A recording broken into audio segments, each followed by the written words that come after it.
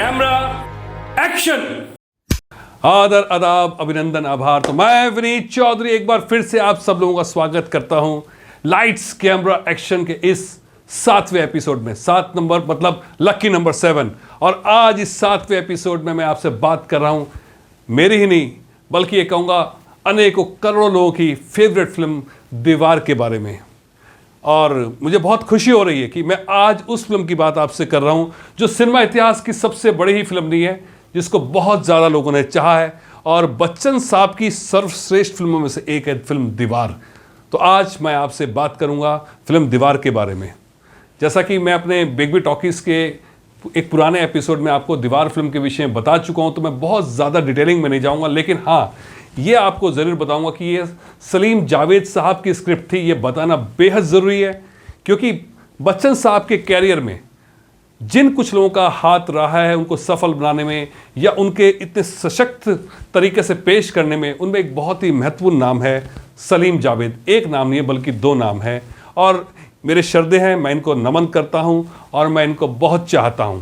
साथ ही इस फिल्म को डायरेक्ट किया था बहुत ही महान डायरेक्टर यश चोपड़ा साहब ने। और यश चोपड़ा साहब जैसे डायरेक्टर ने बच्चन साहब को समय समय पर ऐसी ऐसी फिल्में दी जो अपने आप में नायाब हीरा है। तो उन्हीं में से सबसे बड़ी और सबसे सर्वश्रेष्ठ फिल्म आज दीवार के विषय में मैं आपसे बात कर रहा हूं। जब मैं बच्चन साहब के कैरियर की बात करता हूं तो मैं पहले भी बता चुका हूं कि एक और नाम है ऋषिकेश मुखर्जी, जो मैं बेहद पसंद करता हूं और उन्होंने हर बार एक बच्चन साहब को एक नए तरीके से आप सब लोगों के सामने प्रेजेंट किया। तो आज इन्हीं हीरो में से एक यश चोपड़ा साहब, सलीम जावेद साहब की फिल्म जिसको संगीतबद्ध किया था एक और महान संगीतकार राहुल देव बर्मन ने, उनकी फिल्म दीवार के विषय में बात कर रहा हूं। मैंने राहुल देव बर्मन का नाम इसलिए लिया कि मैं आज आपको एक सीन के विषय में बताने वाला हूं और उसकी इंटेंसिटी और ज़्यादा बढ़ जाती है जब उसका बैकग्राउंड स्कोर सुनते हैं।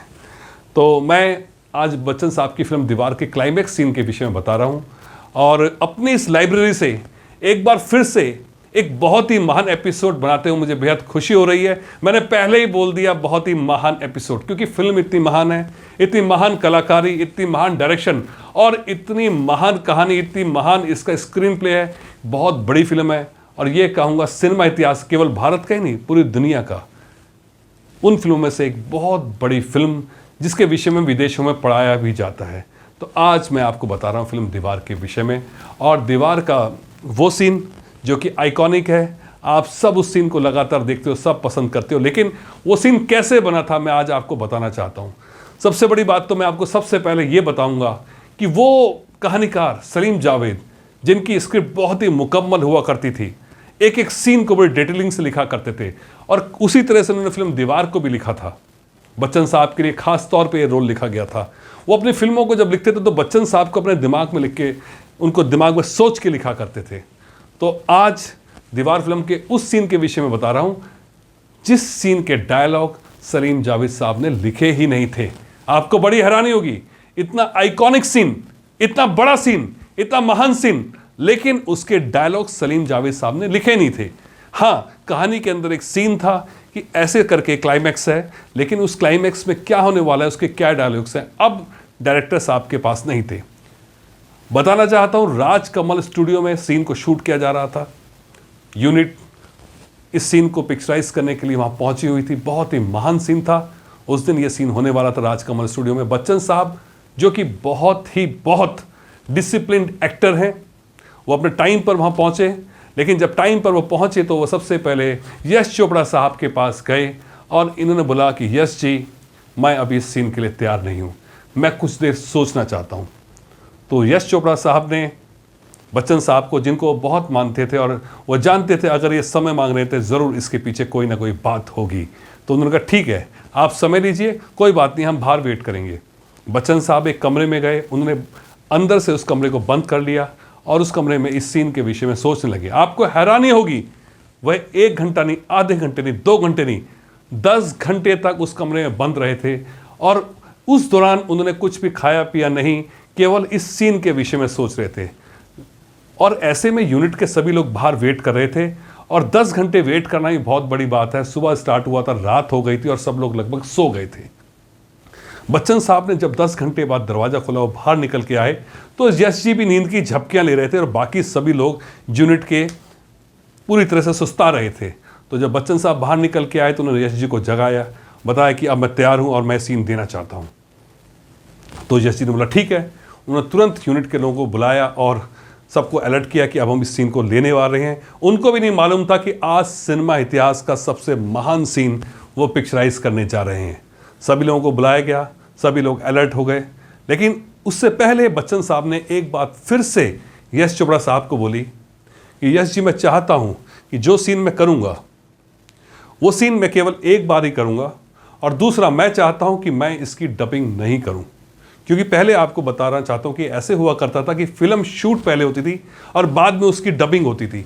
तो बच्चन साहब ने कहा कि इस इंटेंसिटी को हो सकता है कि मैं डबिंग के समय बरकरार ना रख पाऊँ, इसलिए मैं चाहता हूँ कि वही इंटेंसिटी, वही सीरियसनेस, सभी कुछ बरकरार रखने के लिए मैं चाहता हूँ कि यहीं के यहीं जो मैं बोल रहा हूँ उसी को रिकॉर्ड किया जाए, वही फाइनल होगा।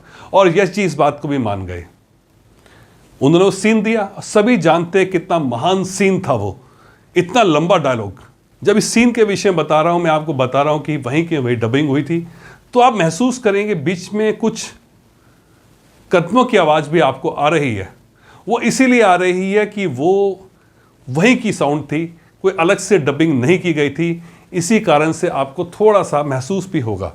लेकिन क्योंकि एक्टर की डिमांड थी, और इतना बड़ा एक्टर जब डायरेक्टर को कोई बात खास तौर पे बोल रहा है तो डायरेक्टर ने भी उनकी बात को तवज्जो दी और सीन को उसी प्रकार से शूट किया गया।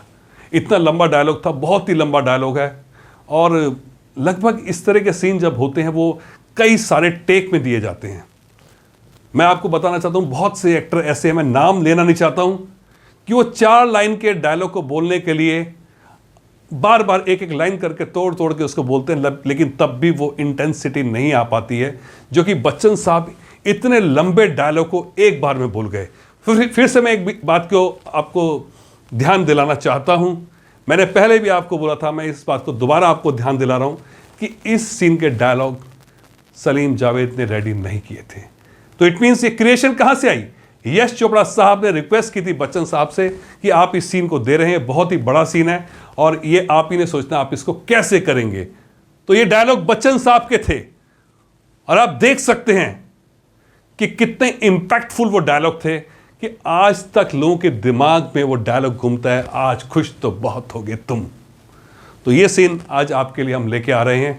आपको हैरानी होगी, अभी तक हम आपसे लाइट्स कैमरा एक्शन में जो बात कर रहे थे, कभी कुछ गानों के विषय में बात कर रहे थे, गानों के पिक्चराइजेशन में बात कर रहे थे, हम उस गाने की पीछे की कहानी, गीतकार के ऊपर, संगीतकार के ऊपर, गायक के ऊपर बात कर रहे थे। लेकिन अब की बार हमने सिनेमा इतिहास का सबसे बड़ा सीन चुना, हम उसके ऊपर बात कर रहे हैं। और सीन इतना इंटेंस और इतना डिफिकल्ट है, क्योंकि मैंने इस सीन को खुद करने का जब सोचा, इस बात को महसूस करता हूं ये कितना डिफिकल्ट सीन था और कितनी वैरायटी बच्चन साहब की आवाज़ में लगातार आ रही थी और कितना डिफिकल्ट ये सीन था। मैं नहीं मानता कि बच्चन साहब के अतिरिक्त उनके समकालीन या आज तक भी कोई कलाकार ऐसा सीन दोबारा दे सकता है। मैं इस बात को कतई इम्पॉसिबल मानता हूं, और मेरे अलावा बहुत से ऐसे लोग हैं जो मेरी बात से सहमत होंगे। और सभी लोग जानते हैं कि बच्चन साहब की महानता इसीलिए है कि हम उनको महान इसीलिए बोलते हैं क्यों उन्होंने इतनी बड़ी बड़ी फिल्में की, इतने बड़े बड़े सीन दिए, इतनी बड़ी बड़ी कलाकारी आप लोगों के सामने दिखाई है। मैं आज एक बात और बोलना चाहता हूं, एक क्रिटिक होने के नाते।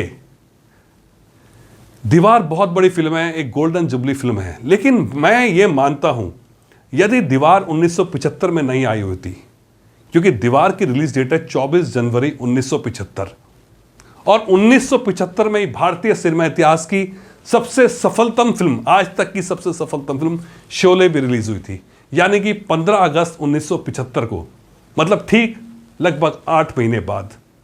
मेरा ऐसे मानना है यदि 8 महीने बाद शोले रिलीज नहीं होती या दीवार 76 या 1977 में रिलीज हुई होती, तो ये भी शोले जितनी ही बड़ी फिल्म होती और उतना ही बड़ा, मतलब बड़ा नाम तो दीवार फिल्म का आज भी है। मैं ये नहीं मानता हूँ दीवार किसी मामले में छोटी फिल्म है, वो एक बहुत बड़ी दीवार है, लेकिन बहुत सफल फिल्मों में होती है फिल्म, बहुत बड़ी फिल्म है।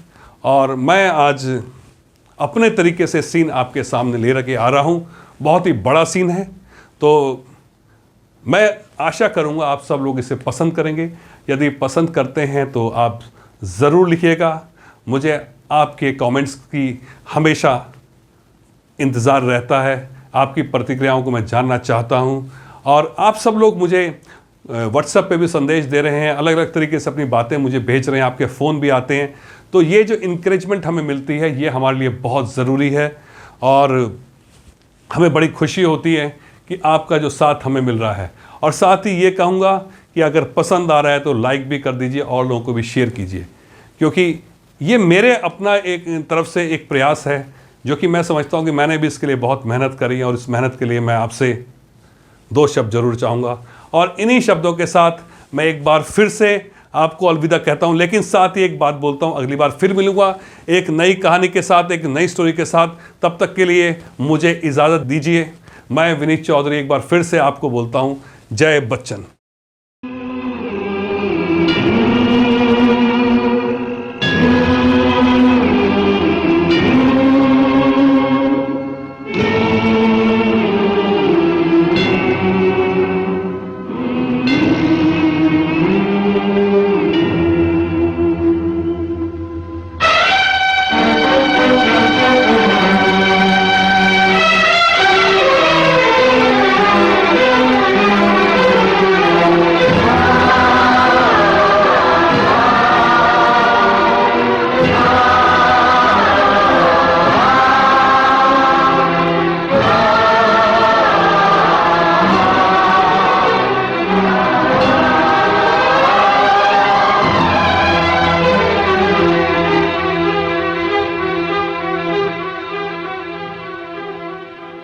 आज खुश तो बहुत हो तुम। देखो